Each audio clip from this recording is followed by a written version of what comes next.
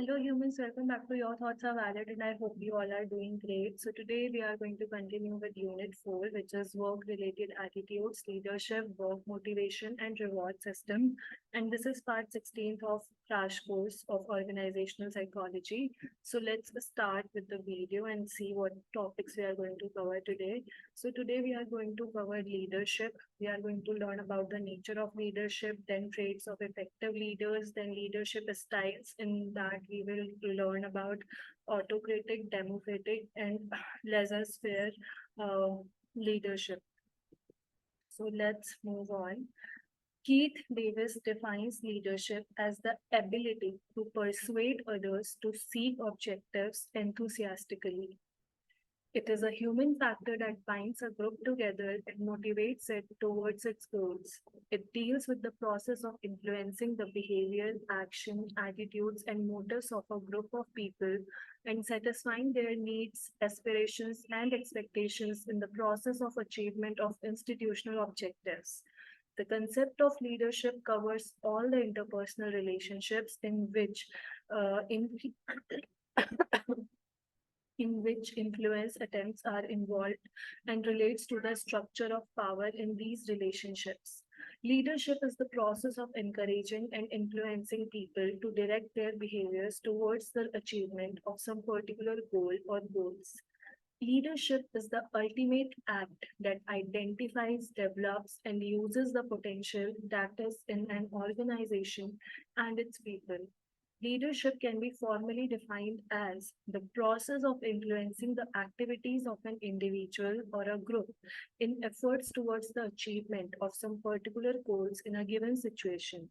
Another definition defines leadership as interpersonal influence exercised in a situation and directed through the communication process towards the attainment of a specialized goal or goals. Okay, so I hope the definition of leadership is clear to you. It's nothing but the ability to persuade others so that the objectives can be fulfilled, or you can make them, follow certain rules or regulations or, a certain process so that they can achieve particular goals as required by the organization. And it is a human factor that binds group together and it even motivates people towards the goals. It involves influencing, it involves action, then attitudes and motives of people or group of people. So basically, this is about leadership. Let's move on. So let's learn about nature of leadership.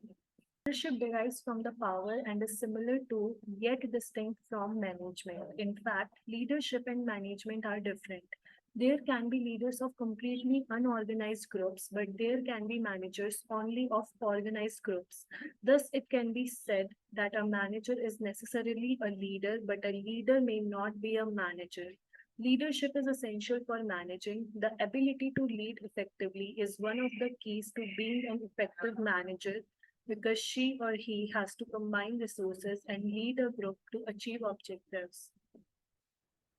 Leadership and motivation are closely interconnected. By understanding motivation, one can appreciate better what people want and why they act as they do. A leader can encourage or dampen workers' motivation by creating a favorable or unfavorable working environment in the organization. Then, the essence of leadership is followership. In other words, it is the willingness of people to follow a person that makes that person a leader. Moreover, people tend to follow those whom they see as providing a means of achieving their desires, needs, and wants. Leadership involves an unequal distribution of power between leaders and group members. Group members are not powerless, they can shape group activities in some ways. Still, the leader will usually have more power than the group members. Leaders can influence the followers' behavior in some ways. Leader can influence workers either to do ill or well for the company. The leader must be able to empower and motivate the followers to the cause. The leader must coexist with the subordinates or followers and must have a clear idea about their demands and ambitions. This creates loyalty and trust in subordinates for their leader. Moving on, leadership is to be concerned about values. Followers learn ethics and values from their leaders. Leaders are the real teachers of ethics and they can reinforce ideas. Leaders need to make positive statements of ethics if they are not hypocritical. Leading is a very demanding job both physically and psychologically. The leader must have the strength, power, and ability to meet the bodily requirements, zeal, energy, and patience to meet the mental requirements for leading. Now let's learn about the leadership qualities and characteristics. The basic qualities that a leader should possess in influencing her or his people towards organizational goals acts as a benchmark in accepting her or his leadership and conferring leadership upon a leader. In general, a leader needs to exhibit qualities or behavior that followers find credible, useful, and appropriate. First one is vitality and endurance. Then there is decisiveness. Then there is persuasiveness. So basically, you need to persuade others so that they can do the work you want them to do. Then stability in behavior, like they should be, not show bias towards anyone. They should be free of biases and they must be stable in their behavior. And then their intellectual ability, a leader need to be intelligent so that he or she knows how to assign the work to whom and how to make team work efficiently. And then there is knowledge, then interest in other people. Leader will have to take interest in other people personally, professionally, so that they can know who is better at what job and how they manage stress. So that's why they need to take interest in other people. Again, intelligence is really needed. Then integrity must be there. Then persuasiveness, we have already covered that. Then judgment, they must be really good in their judgments. Also, they need to understand and feel what employees feel, how they feel. So empathy is also there, and again, objectivity is there. So these are the few qualities a leader must have. Then moving on, leadership styles or types of leaders.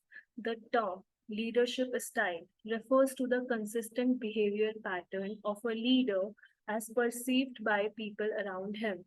Every leader develops a pattern in the way he handles his subordinates or followers in various situations. The leadership style is the result of the philosophy, personality, and experience of the leader. It also depends upon the types of followers and the conditions prevailing in an organization.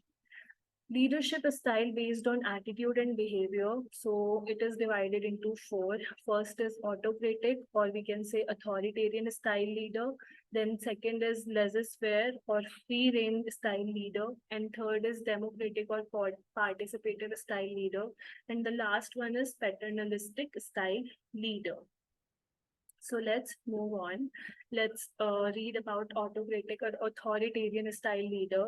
So an autocratic, also known as authoritarian style of leadership, it implies yielding absolute power. They provide clear expectations for what needs to be done, when it should be done, and how it should be done. It is strongly focused on both command by the leader and control of the followers. There is also a clear division between the leader and the members. Authoritarian leaders make decisions independently with little or no input from rest of the group. Leader forces the subordinates to obey him without questioning. An autocratic leader is, in fact, no leader. He is merely the formal head of the organization and is generally disliked by the subordinates. The style of leadership may be practiced to direct those subordinates who feel comfortable to depend completely on the leader. Authoritarian leadership is best applied to situations where there is little time for group decision making or where the leader is the most knowledgeable member of the group. The autocratic approach can be a good one when the situation calls for rapid decisions and decisive actions. However, it tends to create dysfunctional and even hostile environments, often pitting followers against the domineering leader. Moving on to laissez-faire or free rein style leader. So under this type of leadership, maximum freedom is allowed to subordinates. They are given free hand in deciding their own policies and methods and to make independent decisions. The leader provides help only when required by his subordinates. Otherwise, he does not interfere in their work. A laissez-faire leader does not directly supervise employees and fail to provide regular updates to those under his supervision. Highly experienced and trained employees with minimal requirement of supervision fall under the laissez-faire leadership style.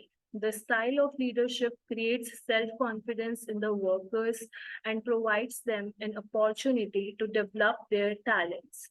But it may not work under all situations, with all the workers, and under all situations.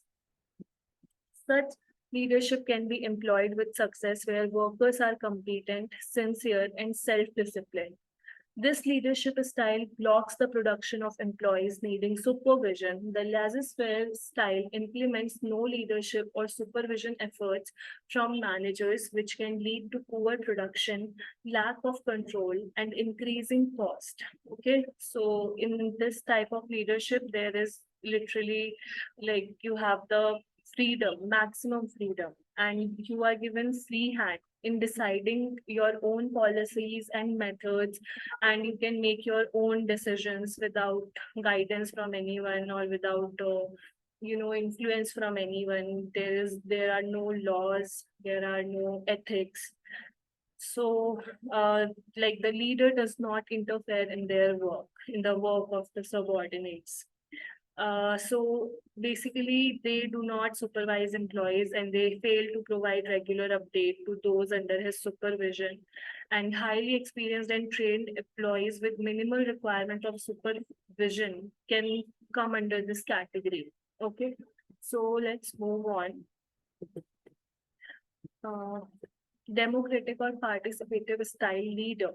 So the democratic or participative style of leader implies compromise between the two extremes of autocratic and laissez-faire style of leadership. It values the input of team members and peers, but the responsibility of making the final decision rests with the participative leader. Participative leadership motivates employee morale because employees make contributions to the decision making process. It accounts to a feeling that their opinion matters. Under this style, the supervisor acts according to the mutual consent and the decisions reached after consulting the subordinates. Subordinates are encouraged to make suggestions and take initiative. It provides necessary motivation to the workers by ensuring their participation and acceptance of work methods. Mutual trust and confidence is also created, resulting in job satisfaction and improved morale of workers. It reduces the number of complaints, employees' grievances, industrial unrest, and strikes. But this type of leadership may sometimes cause delay in decisions and lead to indiscipline in workers. This leadership style meets challenges when companies need to make a decision in a short period of time. Moving on to paternalistic style leader. So this type of leadership is based upon sentiments and emotions of people.